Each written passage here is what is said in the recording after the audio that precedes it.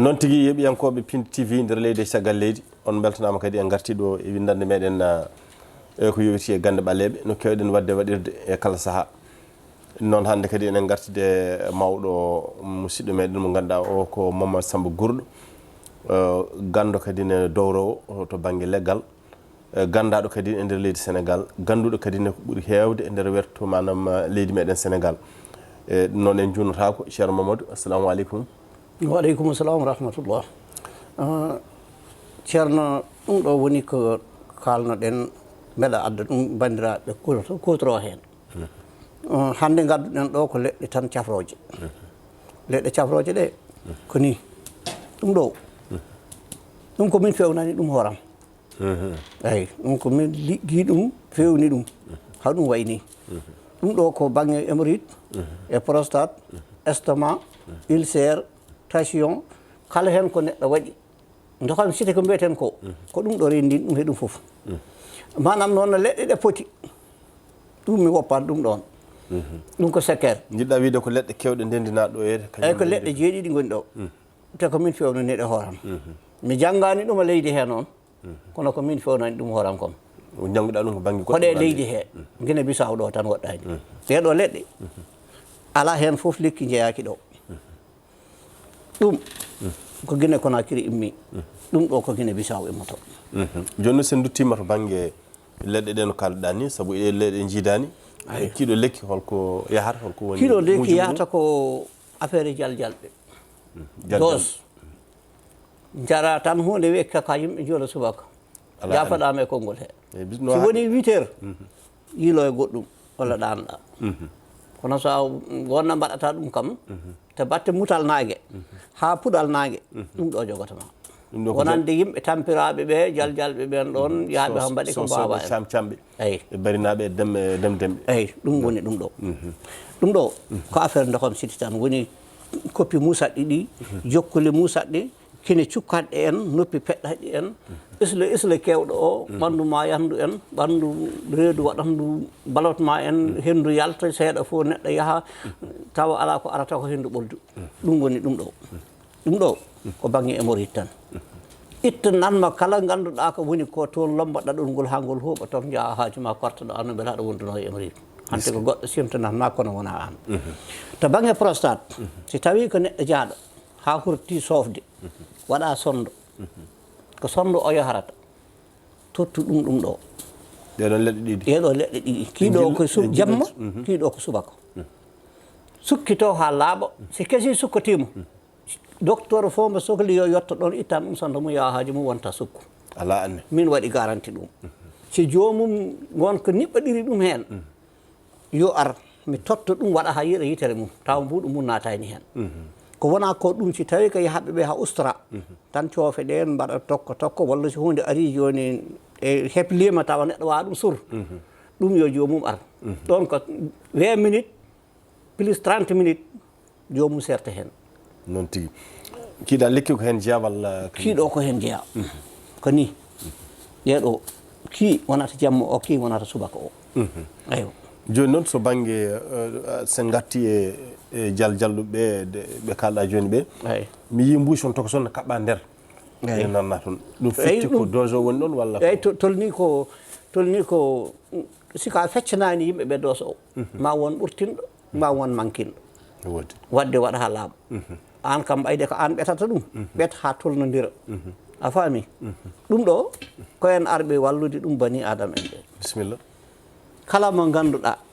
haɗa sohli kayitaji no goni probléme ma haɗa hori heɓ ar naɓa sa a hoolaki tan naɓa ha jiira yitere ma joɓa semaine goto gokkatmami ɗo kayitaji ma mbanɗo déposé fof a noddete ayo ɗum firti ko lorgal jiɗɗo fof kadi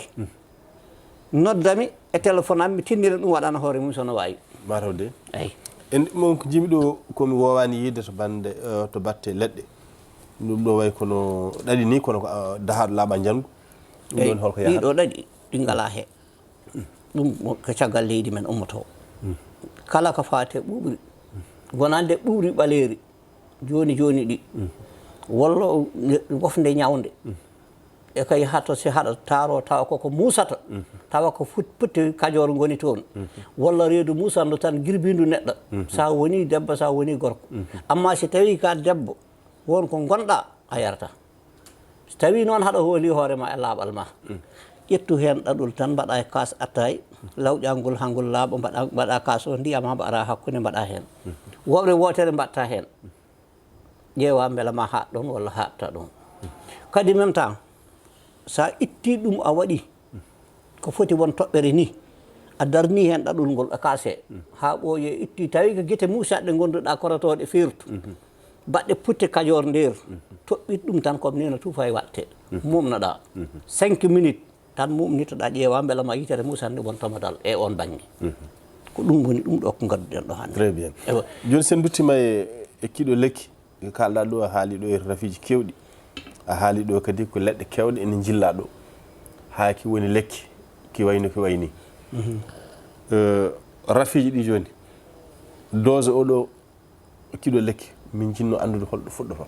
ayi dose o joni aɗa andi mi winoma kiɗo mi siwaki wat par dose kono hande mami waɗki par dose ko ɓuuri ni bisimilla mami waɗki par dose si neɗɗo ari yii faami mi waɗana ɗum dose o naɓa ƴeewa ɗeɗo ko caggal leydi immoto ɗe koɗe importe ɗeɗo kam ko ɗo jibina e leydi men heen ana noon wonɗo ɗe ngala tawi hoɗe fuutone min mi yiyani coɗe jolof mi yiyani kono hoɗe nder bawol he kam min mi yii eɓo saabu ɗe ko diwan kees o tan ittumi ɗe wona ladde joni ɗum ɗo neɗɗo arat tan waɗa feere yiyo ko min kadi jeeyiɗe mbeɗa wawi tottu neɗɗo ha yero yitere mum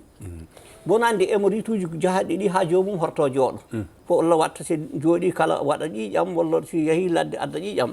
yo jomum ar tan mi waɗan ɗum ɗo so ƴeewa ɗon waɗata hay mbur eyyi so neɗɗo wi safara ha horto anduɗo musanno ɗum joni noon continue noon tigui so neɗɗo wi safara wi namdi ko wiyete ko traitement eyyi traitement e nder ɗum ɗon ko wayno dokam sito o joni so tawi ko neɗɗo gonduɗo hen tampini ɗum traitement o holno wayata dokam siti o kala gonduɗo hen ko 4 mbus ƴettata woni mbusuji 4 sa ƴetti mbusuji 4 ɗi ndeɗi ceertata hen a yaltata dokam siti an matawde a faami ɗiɗo kala nde ƴettuɗa ɗiɗo ɗiɗi ndeɗe ceertata e heeɗi ala wona prostate kalata goɗɗum kalata kono wona prostate mbusuji ɗi no potiri ni walla ɗi ni ala ni no ɗi potiri tan ni koɗi mbawi heyɗinde noon si haɗa waɗa traitement o kam a heyɗat kono mbeɗa sikki Sénégal siwa tolnade horade dañ ko ñaami mi sikkani eywa wallahi wonde moƴƴo ko noon yaari to ko wona ɗum ko koto batte ni no kalduɗa ni so tawi neɗɗo arema joni wi ko dokam siti wondi te ko mbusuji 4 foti wadde man traitement o beele ene jogui prix oɗo dotta walla koɗo kaldigal mum yani fof ko ɗon tan eyyi andi ɗum ko neɗɗo he ƴeewata kadi e namnoto wonko fulɓe mbaɗata sa renaki e juumat mbaɗa ñawa duuɓi 25 mbiya a ya safro nder lewru woturu walla ya safro nder balɗe sappo ɗum ko neɗɗo si neɗɗo ari idotoɗa ɗum namno fof ko waɗi affaire o fuɗɗe muɗum beela koko ɓooye mum kadi haala keɗoɗa dokam siti kala mba jaggi tigui haala ma waylo ɗe ɓawa adena ñondo ni walla ɗe ɓawa adena paaɗuɗo ni dokam siti ko toon heewi iwrude kadi seeɗa fof si ɓooye mum e yiyata jomum gaño ko feɗɗata muñataka enen heɗen mbawi muñ goɗɗum kono ko feɗɗata ala ɗon neɗɗo gañot tan ko ɗum woni alhaali o a namdoto jomum wonɓe ganduɗa ko 4 mbuusi o tan woni traitement o kono wonɗo yawtata en dañi ɗum heccanke mbiɗo ñabbu o dañe mum duuɓi 52 on beela safrude ɗum e nder semaine ene weeɓi ko ɗum woni probléme o kadi enen heɗen jogui caɗele neɗɗo wima ko naggam gondumi tawa anda beela ko ɗum wondi ɗonne kadi il faut ko alen ɗon to banggue liggotoɓe to e ligganteɓe to hoɗum hande rendo ngo no waɗi caɗele sabu mi felani hen hay goto noon saabu o arata neɗɗo wima min de kala pernoɗomi hen haalanimi ko fenade ɗum ne kadi ko gonga kam andi ko taki ha wiye ko fenade wona ɓayde on gondano de liggatonde ida gara e neɗɗo wima min de mi hoolaki vraiment eko taki onon on kolataka amen te minen mbeɗa min mon koolo toto haalis amen onon on koolata ko amen toto leɗɗe mon ha min jiyam min jooɓo ene heewi yiyoɓe garta normalement min mbiɗa daña ɗum tawi ko gonga e nder temedere foof ko ɗeɗam kodata hen wadde ɗum ala probléme haɗa wawi ɗum muñde e nder renda hen jiya neɗɗo kadi wi jaha tan wima minen siko Allah ɗum nafanimi mi yiyani hen haydara jooɗo haɓoyo nelano goɗɗo moltoroto on ara kaldon ita nawana ɗum saabu firtude ko laydi ɗum ɗon ko ɗum min mi jaggi hen yimɓe ha tampu walla mbeeɗa neɗɗo wima nafanimi ha ɓooya arta wima mi fenat ɗum min mi dañi ɗum lugo ɗo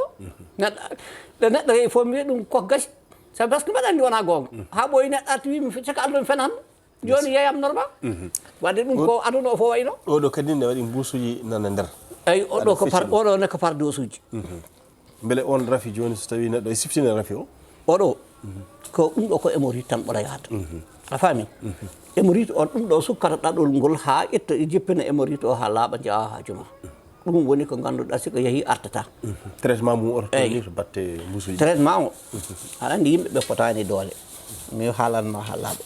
andi ɗo joni si tawi ko yimɓe famɗuɓe doole ɓe ko ɗo peccata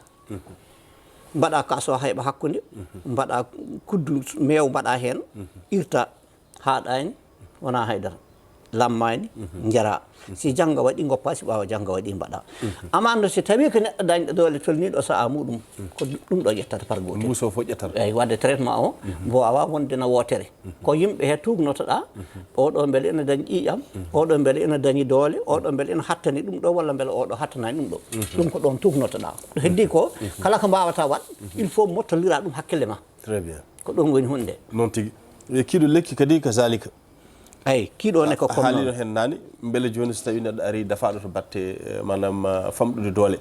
eyyi ala ko mbawɗon heɓɓitade ɗum to ha dañca doole walla mbawɗon tottude ɗum tan to ko ganduɗa ko ɗum ɗoni wawi ɗum faggade e jammagu ngu ɗon tan kadi haɗata kidde ha ardana foti ni ardu wadde ene wawi sukkide goɗɗum kala ɗo futtere woni andi heɗe jaaha haɗe cukkita ɗaɗol maniwgol ganduɗa ko ngol jogui affaire gorago fuɗɗorto ko hoƴƴudu ha rewa ndunko ha yalta jomum hiiɗa yitere mum très bien gandirta ɗum ko kala ɓoyɗo ñaw sa yari ɗum balɗe tati ɗe ko bordi cofata noon tigui mbaynotoɗen ko to batte lappol ngol joguiɗa faade to jumto e numéro téléphone ma ko ɗum cekkitorto ɗe eyyi jum heewi noddoɓe il faut yaahe par ce que ɗum ɗo ala ko ɗum woniri ɗo si wona faabade julɓe e faabade leñol fulɓe ngol ko foti won capanɗe yimɓe noddi toon ɓoyani ko ummimi ndulumaji funeɓe en ndulumaji demɓe en ɗon ha mbakna dow en mbakna less en ɓoyani ko ummimi ɗo ha Janjoli ɓoyani ko ummimi ɗo ha Horko Ƴere en kono ni hen jum elle ko jum yonta par ce que hewɓe noddi toon bisimilla bisimilla te responsabilité en ɓe ganduɗa ɓe kaldama ɓe pamandirama sa haalani neɗɗo wima exactement elle ko enen gondi ko ɗum kalɗa ko noon tan wayi goɗɗum ala hen joni fonnuɗon ha jiiden on jari notoyade tawi kadi wona goto wona ɗiɗo wona tata ɗum il faut neɗɗo yaha jum jiɗɗo hebdema tawi wona jumanaji holto noddeɗa eyyi téléphone he eyyi téléphone o jottatami ko 77 697 24 66 si tawi ko numéro am wastaf cohluɗa 77 629 69 86 sa nokkiɗo ma en kaldu bisimilla ɗon mbaynortoɗen eyyi noon en jetti dendagal heeɓiyankoɓe Piindi TV nder leydi e caggal leydi woni ko mbaɗɗen ɗo e ko jubbande ko yowiti e gande ɓaleɓe ɗum musidɗo meɗen Mamadou Samba Gourdo haaldi ni inchallahu rabbi bandiraɓe nani paami inchallahu rabbi ɗum noon woni koye lawol faade toon to département Podor to toon to jumto fawade kadi e yimɓe ɓe ganduɗa ɓe ko nodduɓe taw kadi sohlaji mumen en paari e ɗeɗo leɗɗe ɗe ganduɗa ɗe ina sohla e oɗo saaha ɗum noon en jetti foof en jurima to banggue réalisation to banggue ko wiyete ko manam juɓɓudi ndi e Djiby Dieng wondude kañum e sokhna Hawa Diagne onon kala o beltanama yo jaam ñallu ñallen hen